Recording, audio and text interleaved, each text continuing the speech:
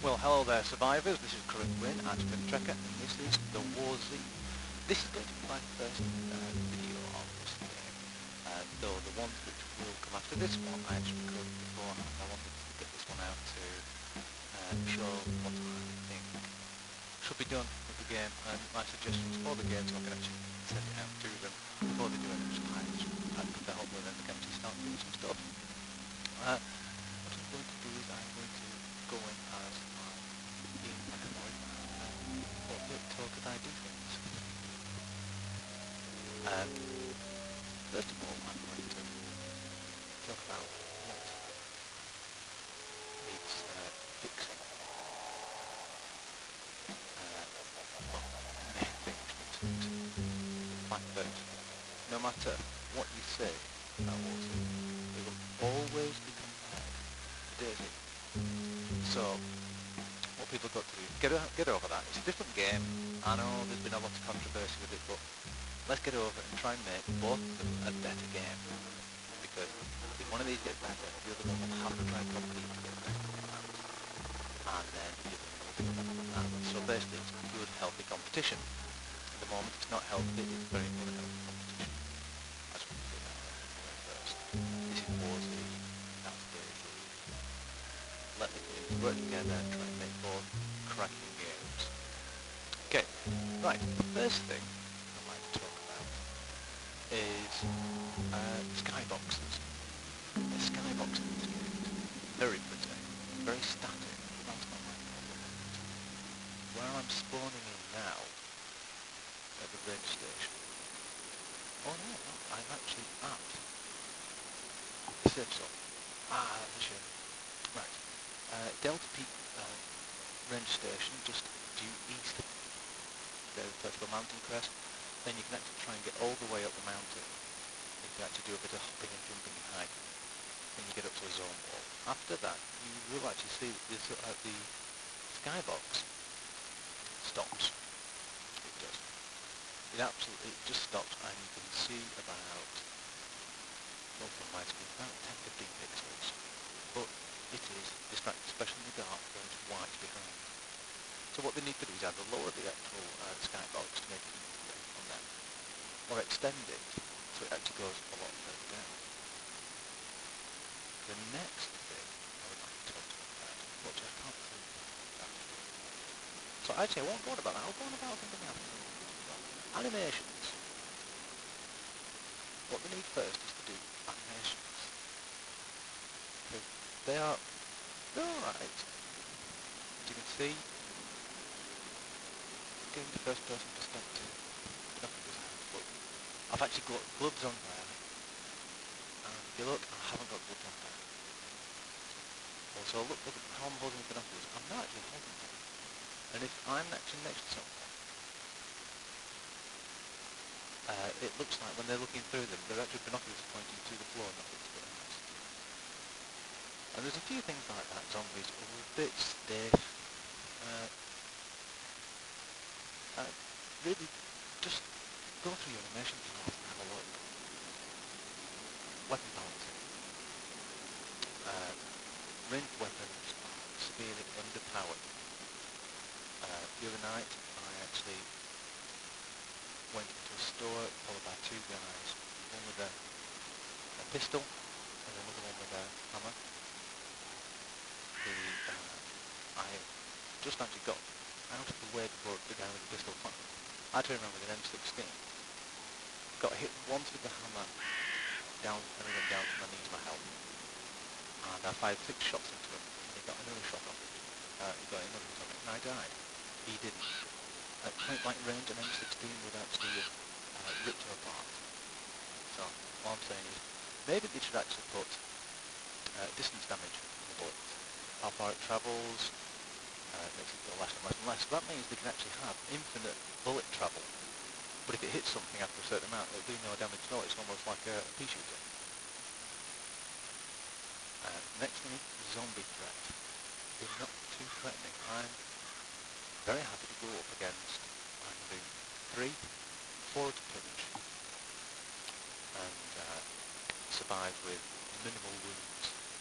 It just takes a little bit of practice to actually do it.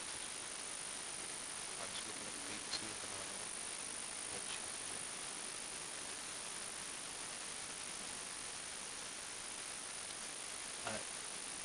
Add stuff in which is already in the UI. If I go to options, there you go, communication volume. That means that internal communication. Get it in. Acceleration doesn't work. Don't know what it does. Other stuff on the other options when you're in the count screen, those don't work either. Can't remember exactly what they are. Typing is a pain. Try and get something fast. If you've been talking in global, let's say, you go global, hello all, then you want to talk in proximity. Sometimes it can be a right chore to swap between the two. What you need is direct talking. Okay, this again, a little bit like DayZ, but that would be better. Have it just in the immediate area so it doesn't actually broadcast it over the sound, this is another problem I have. If I go over anything which isn't terrain, like these are all fixed terrain bits, they don't sound. But if you actually put an object in the ground in the way, jump on it, it sounds like walking on a tin, even though I'm walking on stone. I'll go back to the the XP system is showing. This is another part of the GUI, but it isn't working. There's nothing going into it yet. So the skill system doesn't know. Things it says you can buy for XP, which means if you buy something for XP, you should be able to earn XP to do it. Right. The next thing is dressing up internal rooms. Please, they look terrible. They don't even look like rooms.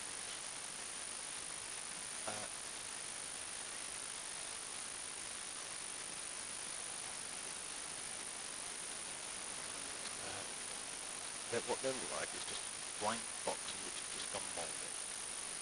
Put a different floor in. At the moment it's floor, ceiling, walls, all the same as it is. Put a little detritus, a bit of muck, cobwebs in it.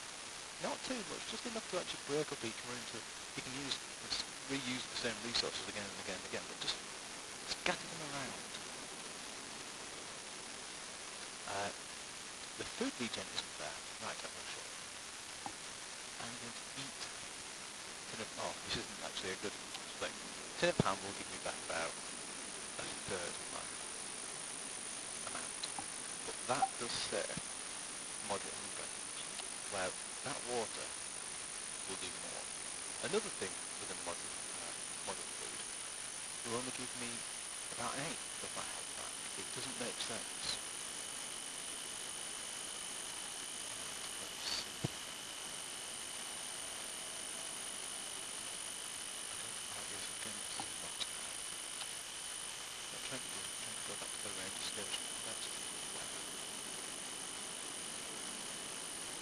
But that's what I think we should really be fixing the interim.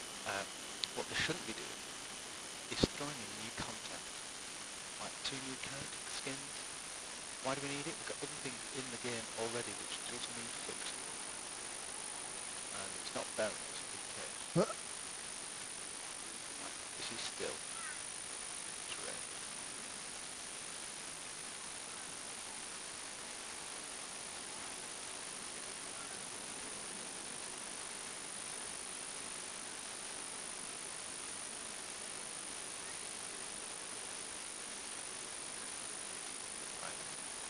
Obviously does not look good.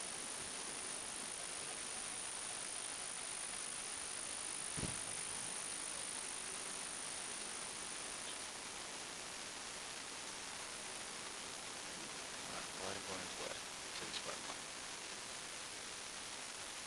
Sorry, my heart's beating like a jackhammer now.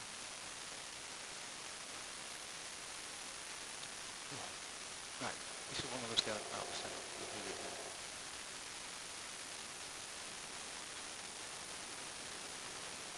Okay, for some reason we're not.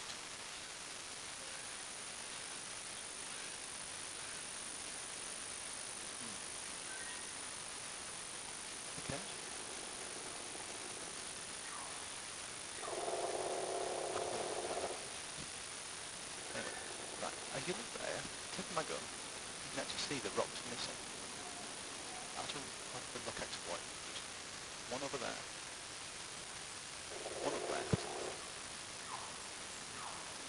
You can crawl inside those and hide.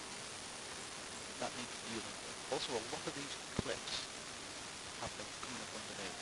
Just raise it down about, lower it down about 3 feet.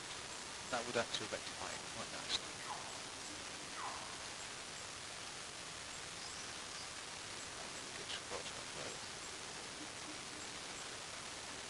There you go, look. Go on the other side. You have a visible shield. Oh. So, not fair. Get it sorted, please.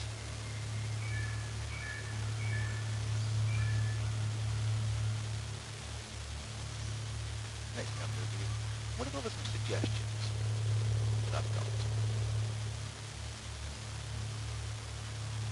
The suggestions are, one is zombie hordes. It doesn't have to be hundreds.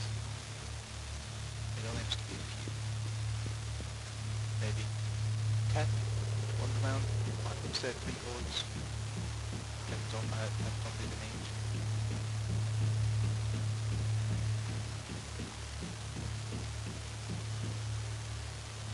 That would be better. It would make zombies a little bit more of a threat. Maybe 20. Some situations.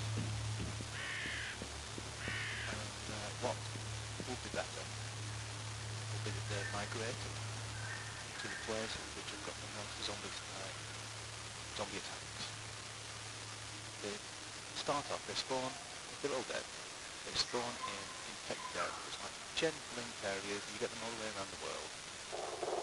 Start them there, and then let them wander off. They go to the nearest place with the most players, most zombies being attacked. You could do that quite easily, with a couple of variables. Let's say, end summoned horde, that's the integer for an area. Every time a zombie gets aggro, it goes up. If that zombie is killed within 30 seconds, it decrements one. But if it doesn't, it's almost like it's telling its mates, and it stays up. And killing 10 zombies in the air reduces it by one. So, ones with higher some zombies in that area would actually make it that they actually migrate to the most populated areas of the planet. It would make them more interesting for them, more difficult, and it would be more entertaining. Also, it would actually encourage players to migrate themselves to the camping areas. The next thing I've actually got is oh yes, major bugbear actually, which I think should be sorted out, is the screenshots when this first came out as this is going to be released. These are in-game screenshots. If you look on the website, no they're not. I've not seen any zombies running and with their arms out, they're all down by the side. None of them can climb on cars and do the car pistol.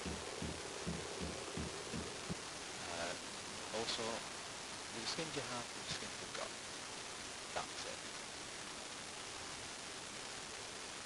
So, please, get your game to a point where you can go those in-game screenshots. Otherwise, it's in-game engine concept art.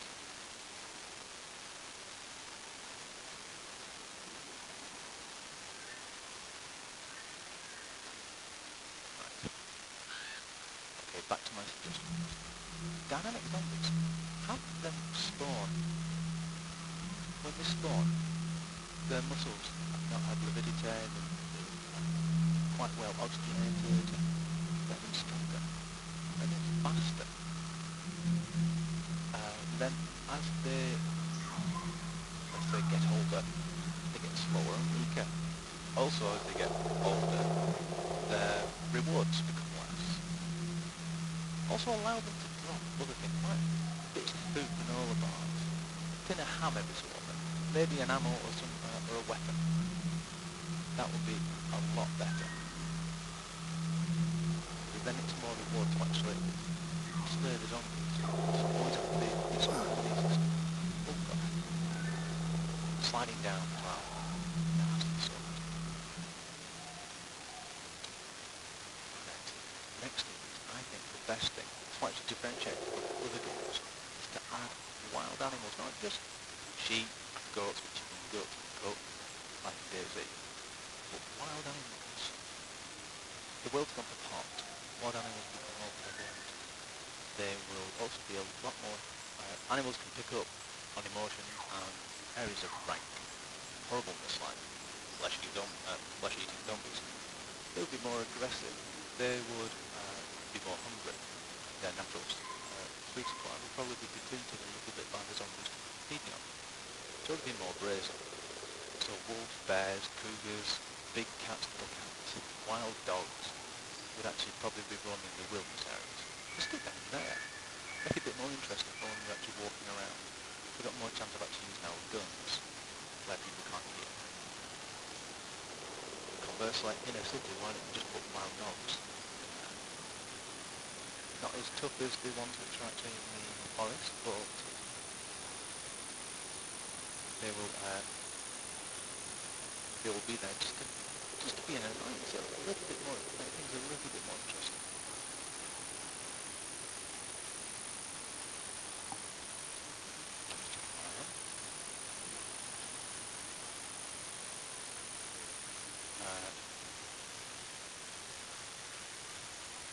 So I'm trying to read my notes at the moment. Yes, time to use items. It would be more nerve-wracking, more strategically interesting to have a time use on items. Basically, you press, let's say, bandages. It takes you 2 seconds to bandage your wounds. To eat, you've got to eat. You've got to stand still and eat. Drink. To load your weapon, if you move in the meantime, you stop doing it unless it's actually a weapon. You don't reload and go. But that would be better for tension. Probably game flow as well, so you can't exactly just go into a gunfight, get hurt, use bandages. I know there's getting chased there.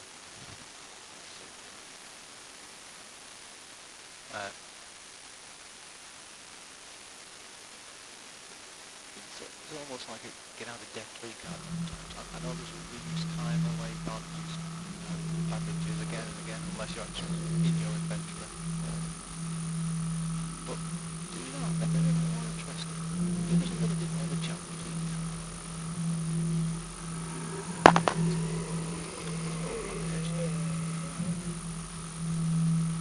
I think an idea would be to tie characters to a server. This is to create a little bit more interest and community. So, also it would actually discourage if it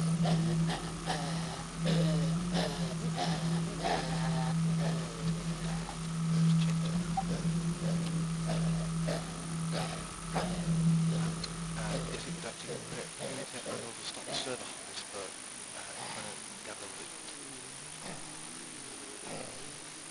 You actually select what server you want to server select, or you can actually choose random. If the server's full, I think the system should actually drop you randomly into another server, so you don't choose.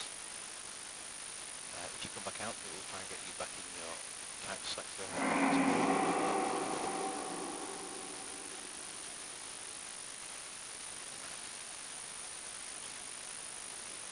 The bonus helmets, 10-20% reduction in head damage, so hammer blows to the head,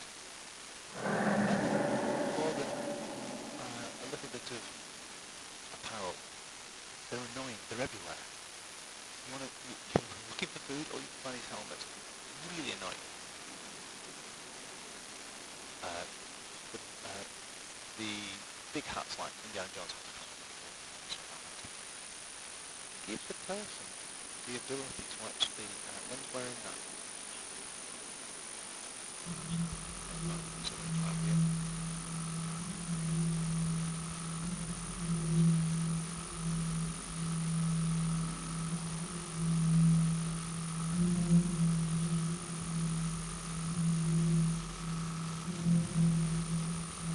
Give them a 10% reduction in the amount of water they consume, but they don't have to protect it from themselves. Gas masks, give them more immunity to zombie infection when it comes to that. The next thing I would say is, in the game world, you've also got one of the things I'm trying to head up to is the skybox market walls. These walls like that, high walls, that's enough to keep you in. You don't need tall walls anymore. Allow us to run mountains, allow us to use a battlefield our own way. You could put stuff, really interesting stuff up there. Use the assets you've got. Don't hide it. The next thing I would like to actually add to consider is set a time limit. Well, go to a safe zone or a post office when the post office is implemented properly, and let people in the global find venture from there. But, and also take things out, but they will only get it an hour, a game hour after they've asked for it. It's almost like postman comes over, is it? So it stops them from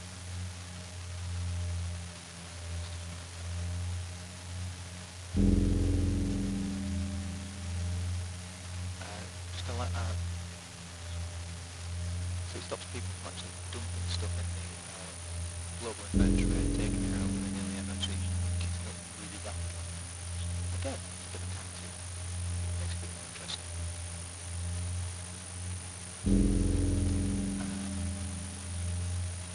Your stamina when you run, that would be tied to something like nutrition.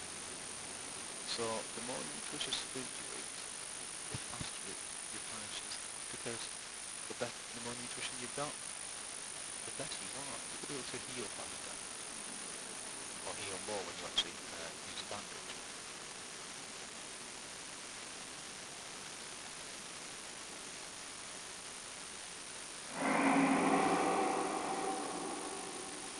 Put in new variables. So let's say to increase the you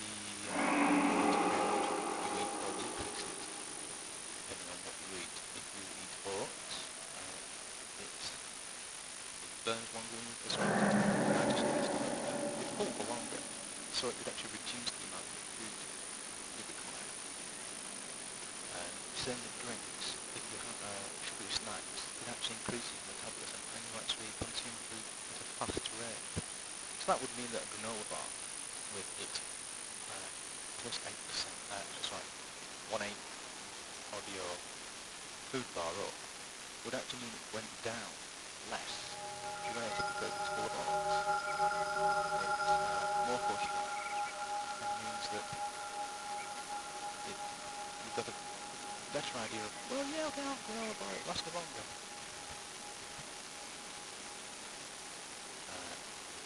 I would say the next one is exhaust. Allow your character to play, and as you play it, it's almost as they're walking, right?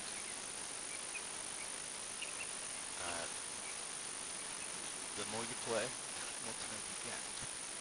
After, let's say 2 hours proper gameplay time, they're quite tired, and you've got to log off a certain amount of time, and they have a sleep. You come back on, fighting fit. Use energy drinks and that lot to actually to reduce that effect. Tie things into the entire game to keep it more interesting.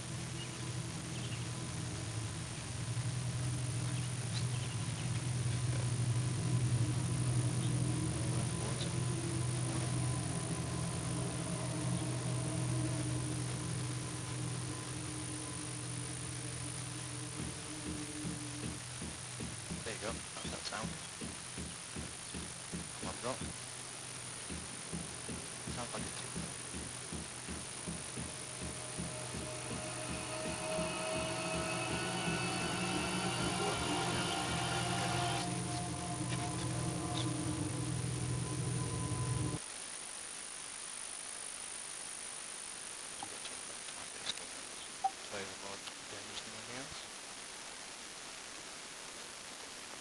But that's really most of my suggestions and gripes about the game.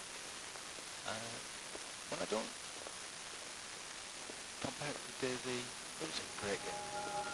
When I do, I find it lacking, so I'm trying not to actually compare it to DayZ. It's a different game. It's a zombie survival game. If I have to compare it to DayZ, I have to compare it to Project Zomboid, and it really lacks compared to that as well. So you just need to actually get things sorted. There you go. There's a skybox. Skybox problem just there. Stops. There.